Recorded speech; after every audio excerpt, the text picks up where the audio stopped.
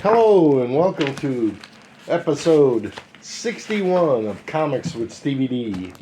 This one's entitled Quinn Jets, Spaceships, and Space Operas. I grew up in the space age.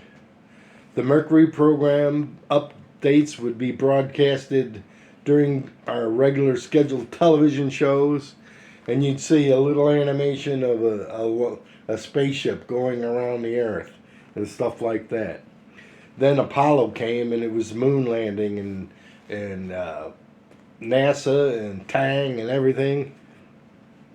That was from 1968 to 1972, the moon landings.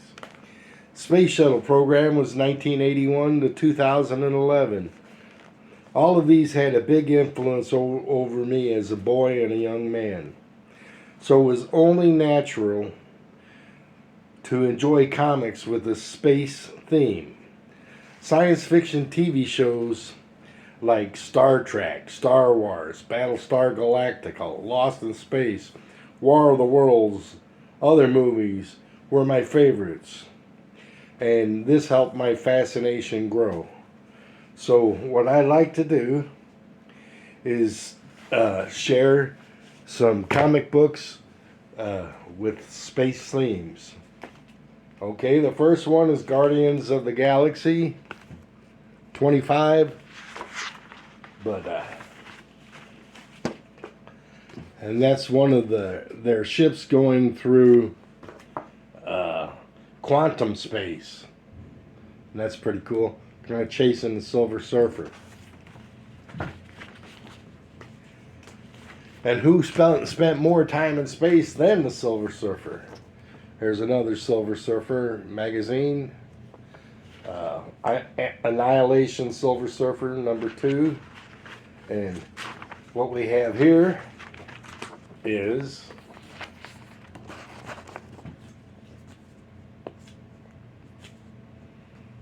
a skull armada. So the aliens had their cool bug-looking spacecraft. Here's another Silver Surfer #7 from 1988. And here's the small armada right there. Various times artists drew their renditions of spacecraft differently. And I got one more Silver Surfer to show you. This is the annual #2 from 1989. And this is real cool because it's action-packed right in here. So whenever I got a comic book with a space theme, I really liked it as a kid. I still do, to tell you the truth. So that takes us to another annual, Iron Man Annual 15 from 1994. And this one has kind of an homage excuse me, to the War of the Worlds spacecraft. Not exactly, but you can tell that's what the artist was trying to convey. Here's another annual, #9 from 1987. And this was really interesting because they drew the space shuttle. And a villainous is trying to destroy it. And they show a launch, which is really exciting. See the launching of the space shuttle. And Iron Man saves the day and all the astronauts, and that's it with that. Okay, here's a modern Tales of Suspense from 1995. It's a cool cover, really well made book, and it was expensive at the time, $7, but it had a virgin cover underneath it. I think I've shown this book before, but not this interior panel. And there's a villain. I think this might be Hydra. And that's their mothership, dropping off little ships to cause havoc across America. And the Avengers, now we're getting to it. This is Avengers number 15 from 2013. And here is something they stole from Star Trek. They got a tractor beam around the other forces, which is cool to see that interpretation. And of course, planets. I've talked about it before. I love how they draw planets and such. Here's another Avengers, number 11 from 2013. And this is just a regular aircraft, but it's so beautifully drawn with the sheen of the metal and precision. And what I really like about this page too, I don't know if it'll do you justice, there's a cityscape that's real cool. What am I most attracted to in comic books? Visuals, I think, more than anything else. This is Avengers 10 from 2013. And you got a helicarrier, a shield from Shield, and there's the Canadian helicarrier and a Quinjet. All three in the same page, which is really cool. And I have another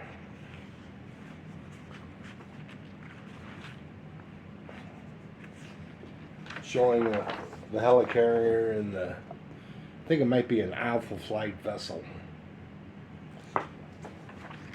Going through that. Okay, Avengers 9. Avengers had a lot of spacecraft. I'm going to do a whole nother show just on Star Trek. I have a lot of books here, and I didn't want the show to get too long. This is Avengers 9 from 2013. That's a beautiful rendition of the tail end of the aircraft. Just really neat to look at.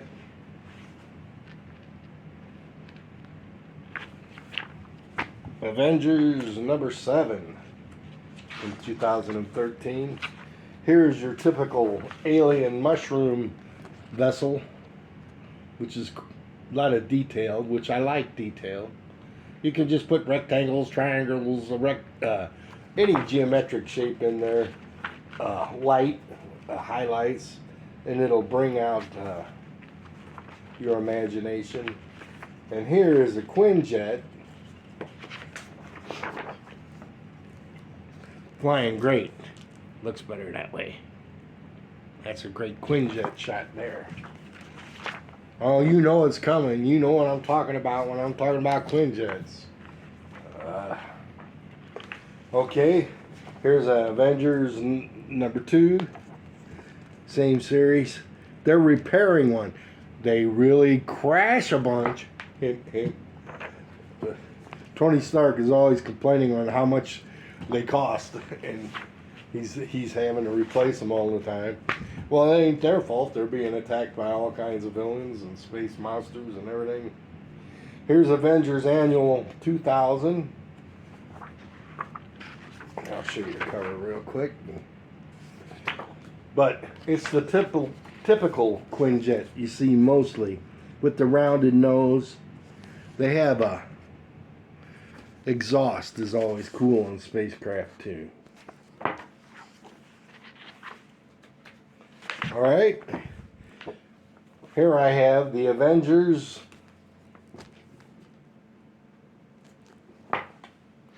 Masterworks, and this is an early Quinjet, but they didn't call them Quinjets. They called them what do they call them? Jetstream Cruiser. It's cool. Looks like a manta ray. There's one shot of it, and there's another. And this is really early. These books were early Avengers, this is a nice way to get early copies without selling your house to get them. and here's an Iron Man 2020, which has a lot of good things in here. This Quinjet here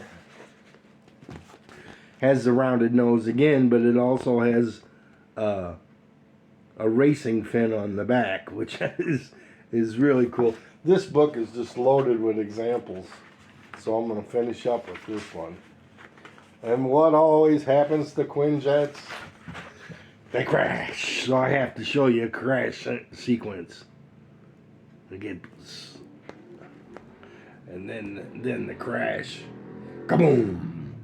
And they always survive. They're shaken up. Everybody all right? Oh, yeah, just a little shaken up. That's a typical answer. No, I broke my neck. Here's just aircraft. A really good drawing of a helicopter, I thought. I'd share that with you since it's in the book I already got open. And the last one is the artist is doing a rendition of the Blackbird, our spycraft over Russia. And that was Iron Man 2020. So, that concludes episode 61 of Comics with Stevey D. All about the Quinjets and spaceships and the stories that go behind them. I didn't tell any stories. But I know I'll be looking for more spaceships in my comic book collecting because it's fun. And to tell you the truth, I'm attracted to the covers and interior panels, and I read stories, of course, but visually I'm really excited more than the written word, even though the written word is fabulous also. So with that, I want to say thanks for watching, and I'll see you next time around, and I'll bring that Star Trek episode together for you. Take care.